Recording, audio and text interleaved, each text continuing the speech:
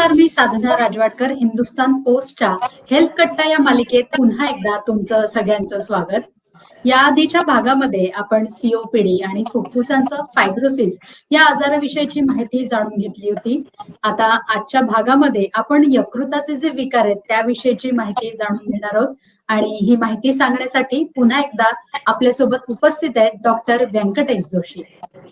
Doctor, तुमचं Hindustan post मध्ये मनापासून स्वागत. धन्यवाद धन्यवाद. डॉक्टर, मला सांगा की यकृताचे नेमके विकार कोणते आहेत आणि आपल्या जीवनशैलीचा कसा परिणाम होत असतो आणि यकृताचे विकार त्यामुळे कसे बळावत असतात याविषयी सांगाल. यकृताला असं आहे ना, जे आपली लाईफ लाईन आहे, जी जीवन रेषा आहे, ते 5 अवयवावर चालते. मी आपण आधी पण पाहिलंय की मेंदू, हृदय, फुफ्फुस, किडनी आणि लिव्हर.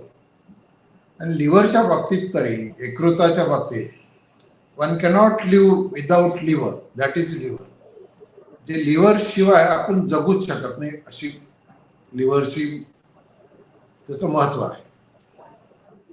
तर लिव्हर जर समजा काय कार्य करतं हे पहिले समजलं तर मग लाईफस्टाईलचं महत्व समजत आहे.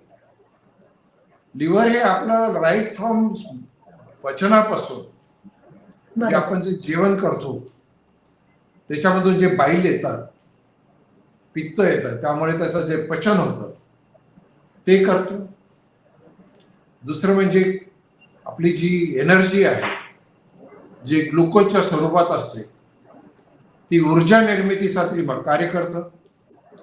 तिसरं महत्वाचं काम आहे की आपले जे विटॅमिन्स आहेत आवश्यक, त्यामध्ये त्याचा रोल आहे, ते निर्माण करण्यात मदत करतं. मग आयर्न असेल, कॉपर असेल. तिसरं आहे जे शरीरातले विषारी द्रव्य जे आहेत, जे अन्नातून येत असतील, औषध स्वरूपातून येत असतील, त्याचं बाहेर टाकण्याचं काम करतं. चौथं आहे हार्मोन्स निर्मिती करण्यामध्ये मदत करतं. असे अनेक कार्य. समजा रक्त वाहत आहे, त्याची गुठळी करण्याचं काम यकृताशिवाय होऊ शकत नाही. समजा जर यकृत कामच केलं नसेल तर सगळ्या मार्गातून रक्त वाहून जाईल, अशी गंभीर अवस्था निर्माण होऊ शकते. तसंच कोलेस्ट्रॉल निर्माण करण्याचं काम, कोलेस्ट्रॉल संतुलित करण्याचं काम, असे अनेक कार्य आहेत. एखाद्या स्त्रीचे जसे घरी अनेक काम असतात, तसे लिव्हरचं काम आहे. आता लिव्हरचे आजार झाले म्हणजे काय होईल की सगळी कामं बंद होतील किंवा कमी प्रमाणात होतील.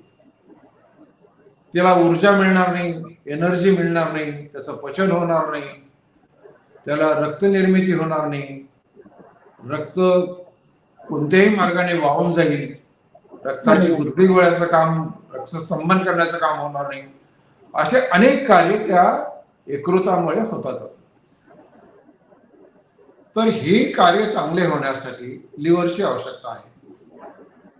पण हल्ली आजार तुम्ही पहा की सगळ्यांची सोनोग्राफी केली, ज्यांची सोनोग्राफी कुठल्याही आजारासाठी करा, त्यामुळे 80% लोकांचं फॅटी लिव्हर निघतं. आणि फॅटी लिव्हर मध्ये त्रास काही नसतो. आणि फॅटी लिव्हर म्हणजे लोकांनाही त्याचं काही गांभीर्य वाटत नाही. पण फॅटी लिव्हर हे हळूहळू त्याची एक पहिली पायरी आहे, ते लिव्हरच्या कॅन्सर पर्यंत जाऊ शकतो आपण. त्यामुळे लिव्हरचे जेवढे कार्य आहे ते चांगलं होण्यासाठी फॅटी लिव्हर एक सिग्नल आहे. त्या सिग्नलला, त्या वॉर्निंगला आपण समजून घेतलं पाहिजे. ते जर नाही समजून घेतलं तर पुढचे मग लिव्हर कॅन्सर पर्यंत प्रवास होतो.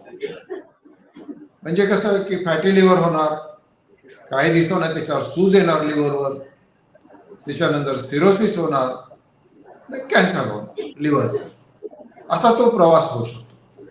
जर खरी स्टेप आहे, फॅटी लिव्हरवरच तुम्ही नियंत्रण मिळवलं पाहिजे.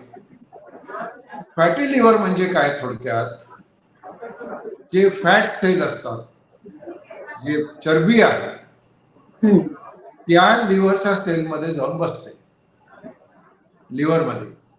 थोडक्यात म्हणजे आपलं घर आहे, जिथे आपण 5 मेंबर राहू शकतो, तिथे 10 गेस्ट येऊन बसलेले आहेत. हे चरबी म्हणजे गेस्टच आहे. अच्छा. त्यामुळे त्या 5 लोकांना जे होस्ट आहेत, जे घरचे मालक आहेत, त्यांना तो त्रास होणारच. पाहुणे एक दिवस असेल तर ठीक आहे, पण वर्षानुवर्ष जर असले तर ते घरची जी व्यक्ती आहे, त्यांची जी कामाची प्रोडक्टिव्हिटी आहे, काम करण्याची जी पद्धत आहे, ती कोलॅप्स होणार, नष्ट होणार. त्यामुळे जर फॅटी लिव्हर जास्त दिवस असेल तर हळूहळू ही सगळे जे कार्य आहेत, मग पचनाचे कार्य असेल, रक्त निर्मितीचं काम असेल, हार्मोन निर्मितीचं काम असेल, व्हिटॅमिन निर्माणचं असेल, रक्त गोठवण्याचं काम असेल, सगळ्या कामावर परिणाम होऊ शकतो. त्यामुळे सगळ्या शरीराचं जे कार्य आहे आजार होण्यास सुरुवात होते. एवढं हे लिव्हरचं महत्वाचं काम आहे. यकृताचं कार्य नेमकं काय आहे हे तुम्ही सांगितलं, पण मग यकृताचं कार्य नीट चालावं आणि कोणतेही विकार होऊ नयेत म्हणून आपण आपल्या आयुष्यात नेमके कोणते बदल करायला हवे?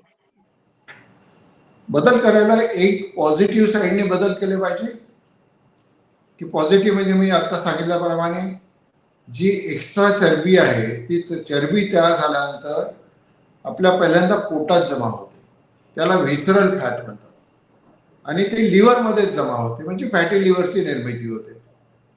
तर पहिल्यांदा ही चरबी जमा होता कामा नये. चरबी जमा होण्याचं महत्वाचं कारण आहे, आपण ज्यावेळेस एखादा पदार्थ खातो, एखादा नाश्ता करतो 8 वाजता,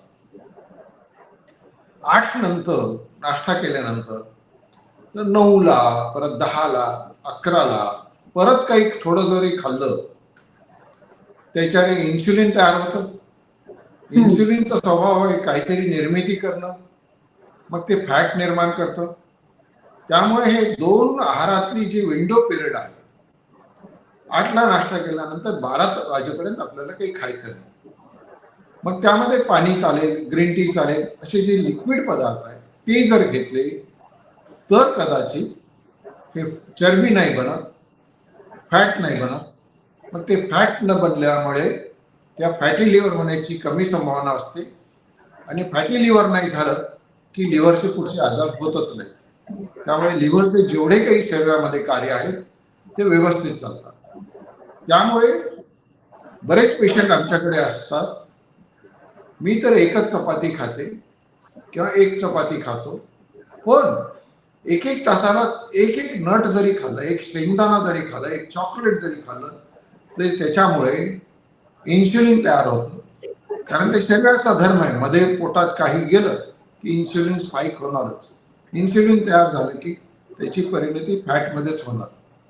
त्यामुळे हे जे विंडो पिरियड आहे त्यांनी मेंटेन केलं पाहिजे. ही एक बाजू झाली. दुसरं म्हणजे खायचं काय ज्यामुळे शरीराला फायदा होईल, लिव्हरला फायदा होईल. तर त्यामध्ये महत्वाचं जी आपल्याकडे जी शेवगाची शेंग आहे, ज्याला ड्रमस्टिक म्हणतो, ते अतिशय मोरिंगा ज्याला म्हणतात, किंवा अतिशय लिव्हर टॉनिक आहे, यकृताचं लिव्हरचं टॉनिक आहे. त्याच्या जर आपण भाज्याची शेंगा किंवा सांबारमध्ये किंवा आमटीमध्ये जर वापर केला तर त्याचा फायदा होतो. दुसरे म्हणजे पालेभाज्या, पालक आहे, मेथी आहे, ह्या पालेभाज्याचा वापर केला, फळाचा वापर केला, योग्य थोडासा व्यायाम केला, झोप चांगली घेतली, आणि सगळ्यात महत्वाचं म्हणजे की जे व्हॅक्सिनेशन आहे जे लिव्हरचं आहे, व्हायरस बीचं जर घेतलं तर अजून जास्त चांगलं. त्यामुळे लिव्हरवर सूज येणार नाही आणि लिव्हरचे आजार होणार नाही. फॅटी लिव्हर पासून लिव्हर कॅन्सर पर्यंतचा जो प्रवास आहे तो होणार नाही, आणि जीवन सुखी जाईल. त्यामुळे व्यायाम, झोप आणि हे लाईफस्टाईल आणि ह्या भाज्या याचा संयुक्त वापर करणं केल्यास आपलं लिव्हर सुरक्षित राहील आणि जीवनाचा प्रवास चांगला होईल.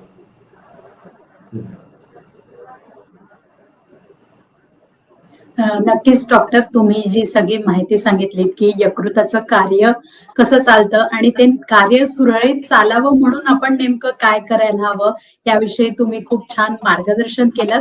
त्यासाठी मनापासून धन्यवाद. धन्यवाद. तुम्हाला ही मुलाखत कशी वाटली हे कमेंट करून आम्हाला नक्की सांगा आणि अशाच माहितीपूर्ण व्हिडिओसाठी हिंदुस्तान पोस्टला लाईक, शेअर आणि सबस्क्राईब करायला विसरू नका. धन्यवाद.